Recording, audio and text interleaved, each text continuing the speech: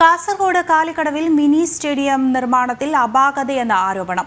കോടികൾ ചെലവഴിച്ച് നിർമ്മിച്ച സ്റ്റേഡിയത്തിൽ മഴ പെയ്താൽ വെള്ളക്കെട്ടാണ്. അപാകത പരിഹരിക്കാൻ അധികൃതർ ഉടനെ ഇടപെടണമെന്നും ആവശ്യം ശക്തമാവുകയാണ്.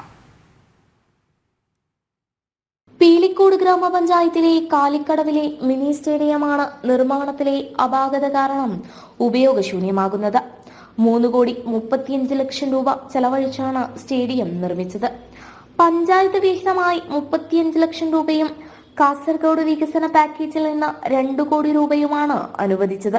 8 മീറ്റർ ഉയരത്തിൽ ട്രസ്റ്റ് റൂഫ്, മേൽക്കൂരയോടുകൂടിയ സ്റ്റേജ്, മണ്ണിട്ടുയർത്തിയ ഗ്രൗണ്ട്, 2 നിലകളിലായി കായിക താരങ്ങൾക്ക് വിശ്രമമുറികൾ, താമസ സൗകര്യം, ശൗചാലയങ്ങൾ, ഓഫീസ് റൂം, മറ്റ് അനുബന്ധ സൗകര്യങ്ങൾ എന്നിവ ഉൾപ്പെടുത്തിയാണ് നിർമ്മാണം.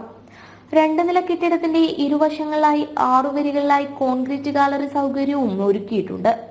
എന്നാൽ ഒരു മഴ പെയ്താൽ കളിക്കളം ചെളിക്കുളമാകുന്ന അവസ്ഥയിലാണ്. സംസ്ഥാനത്തിൻ്റെ ഒക്കെ ഒരുപാട് ഫണ്ടുകൾ, അതിൻ്റെ ഒക്കെ ശിലാഫലകങ്ങൾ, അതിൻ്റെ അസ്ഥികൂടങ്ങൾ ഓരോ മുക്കിലും മൂലയിലും നമുക്ക് കാണാവുന്നതാണ്.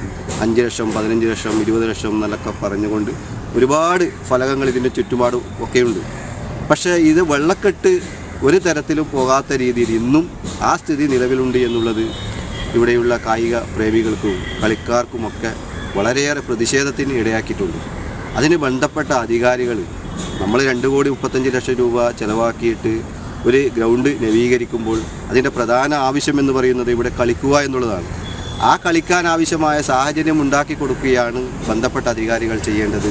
കഴിഞ്ഞ 10 വർഷമായി MLA, MP ഫണ്ടിൽ നിന്നായി ലക്ഷങ്ങളാണ് പ്രധാന പദ്ധതിക്കപ്പുറം സ്റ്റേഡിയത്തിനായി ചെലവഴിച്ചത്.